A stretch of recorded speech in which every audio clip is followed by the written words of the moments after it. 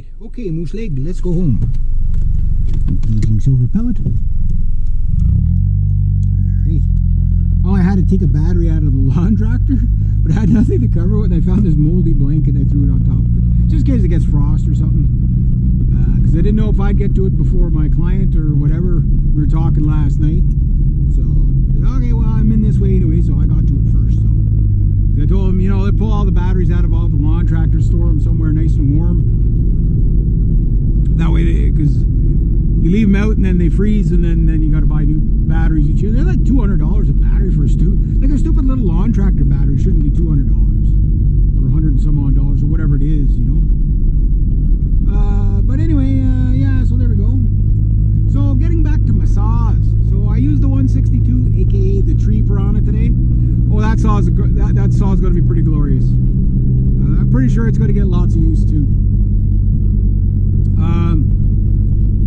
So the thing I noticed, the biggest thing I noticed about both saws is, they both, it's still always, I like stills because they always start good. They're kind of like a no fuss, no muss. Like there are cheaper saws on the, you know, on the market, but you got to prime them and you got to pull it this many times. And I just want to pull it and start it. You know what I mean? Like my MS 260, that sucker could sit all winter, maybe 3 pulls in the spring to start it.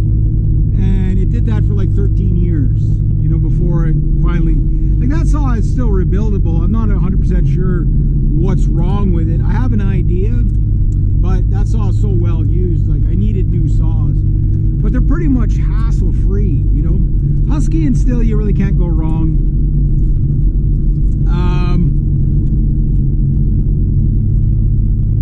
The lightweight of the 400 is like, it does feel like you're using a 260 or 261. Like it's heavier than that for sure, but it's like it feels like that, which is was really kind of weird for a big saw. That's the first big saw where it felt like I had a smaller saw in my hand. I mean, again, there's a 20-inch bar on that. But like I said, the 20-inch bar is probably going to be the biggest bar I run for cutting. I might try a 28 with a skip chain for limbing, for like storm damage stuff. And I didn't think I was going to buy a 16. I got to retract what I said. I probably am going to buy a 16. Just for the real, like when you're, I'm sure you guys got a good laugh when I found that hole when I was cutting with the tree piranha there. The 162, and I stepped on, whoop, down to my chest. Yeah, when you're in stuff like that, sometimes a really short bar is really nice, right? Because everything's kind of at chest level, and you know, you're being able to maneuver around stuff with less likely to get a kickback. Those big blocks that I was cutting were still pretty good. They have been sitting, that has been sitting there, so the thing wasn't punky or anything like that yet, but one of them, I'm pretty sure, because I already diced into it, that one would be full of water. So it does make them harder to cut when they're full of water and stuff like that. It chewed it just fine. Like I say, that 400, when you get the RPM up, it cuts fast enough to bog. Like if you really go too, like if you really like pull on it there, you know, really dog into it, yeah, it can cut fast enough to bog itself. It's not what I would call hot, super. It's more snappy than torquey, I find, which means it cuts fast, right?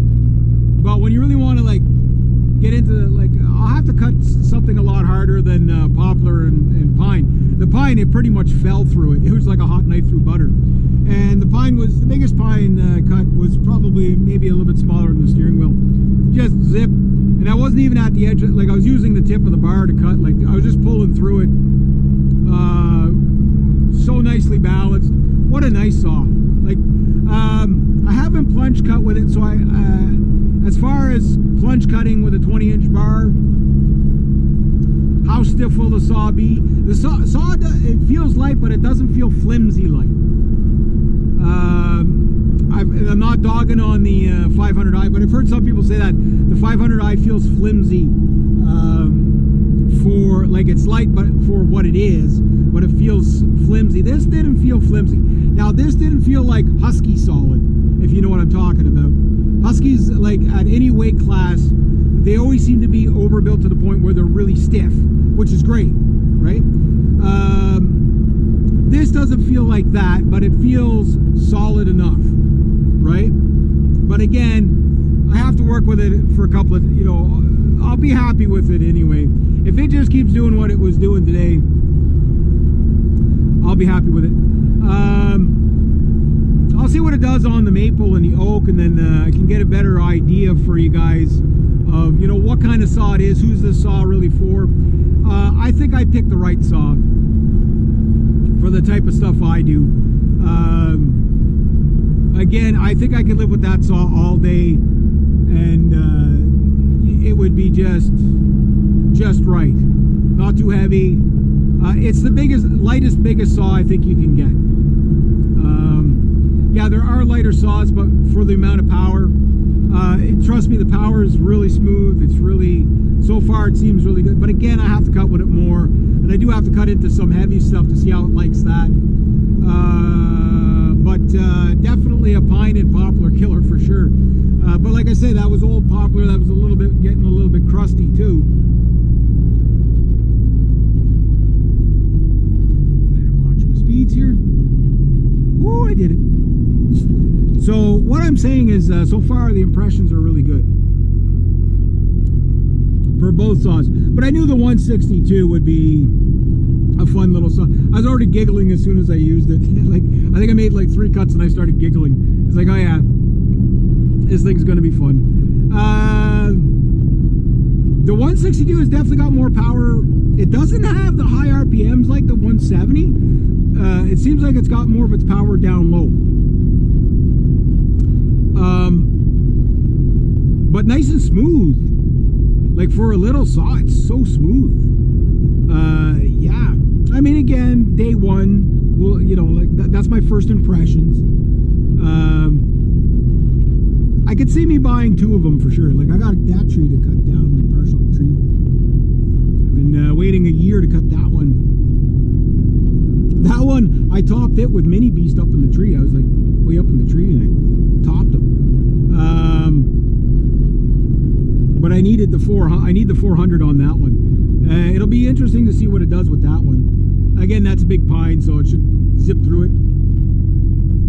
I'm still on the original sharpen, so I did probably about a half cord of wood, give or take. So we'll see, you know, how long the sharpen lasts. But yeah, basically, that saw gives that kind of like falling through the blocks kind of impression, where it does it so smoothly and easily. The saw, like I say, even when I'm standing up and bucking with it, even with the 20-inch bar, like I know when I use the 272, I could feel it on the back. This, I didn't feel it on the back. So, pretty impressed. Pretty impressed. See what my pa's up to. Alright, there we go. So that's day one with the saw. I think I got another 4 days in a row to play around with these saws, making money. So out of the $2,001 that I owe on both saws and all the equipment I bought on Friday, and it is now Wednesday the following week, I made 80 bucks back today. So yeah, all in, if I did a half an hour of cutting, give or take. But I'm gonna do other more detailed videos maybe on the weekend when I have a little more time to spend on them. But pretty happy so far, so good. Yeah, it's been a long time coming. There's old friend sitting down there. I don't think you can see him on the camera there, but I gave that one to my brother, so I got to get a new bar chain, a moose leg. So yeah, I'm gonna get ready for tomorrow's job, go in, get cleaned up. I'm all full of sawdust, and it was really warm today. I was sweating like crazy, like really crazy sweating today. Way overdressed today, especially using saws and stuff like that. But yeah, very happy so far. Can't wait to do more with it. Chainsaw, it's hard work, but it is fun. It is fun.